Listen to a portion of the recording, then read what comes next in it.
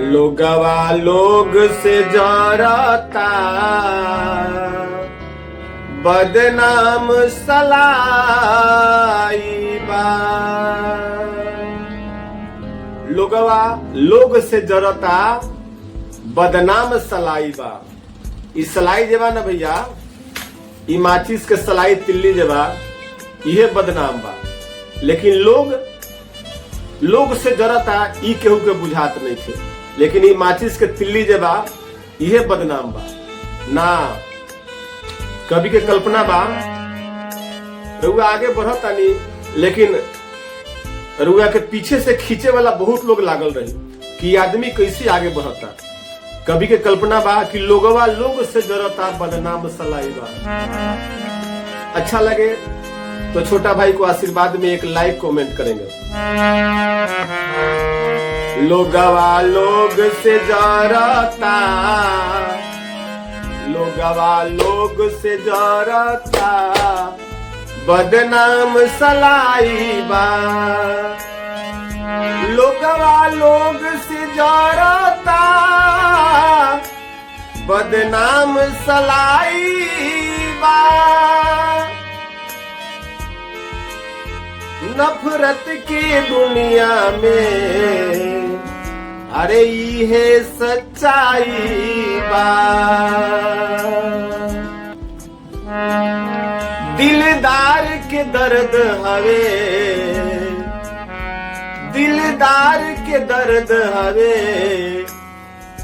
ये खेल दवाई बा।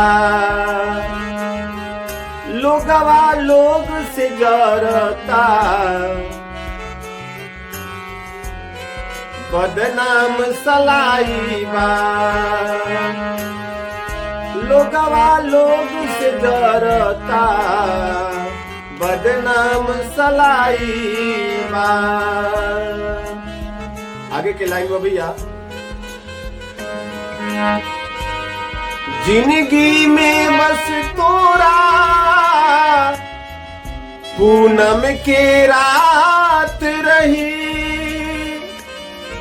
जिंदगी में बस तोरा पूनम के रात रही, तू बदसूरज रहबा,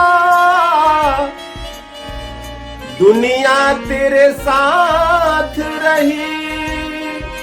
तू बदसूरज रहबा, दुनिया तेरे साथ रही। दुख के बादल घेरे, गामल पर छाई बा। लोगवा लोग से जरता, जेके दिल में हम रखनी आंसू दगा कैलस। जेके दिल में हम रखनी आंसू दगा कैलस, दुश्मन भी ना करे ओइसन काम सगा कैलस। दुश्मन भी ना करे ओइसन काम सगा मतलब अपन भाई कैलस, अपन आदमी कैलस। दुश्मन भी ना करे वो काम सगा कैलस। राही राजकुंवर के किस्मत, राही राजकुंवर के किस्मत बनल हर जाई बा। लोगवा लोग से जरता बदनाम सलाई बा। लोगवा लोग से जरता बदनाम सलाई बा।